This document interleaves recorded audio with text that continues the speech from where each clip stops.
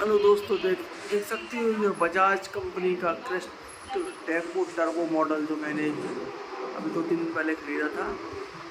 देखो अब ठीक चल रहा है।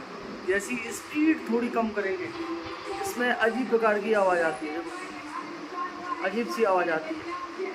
और इससे पहले इंस्टॉलेशन के समय इसमें जो रॉड थी उसमें होल नहीं था बाहर निकालने के लिए ऊपर की तरफ। मैंने कंपनी से कई बार शिकायत की लेकिन कोई रिस्पॉन्स नहीं मिला।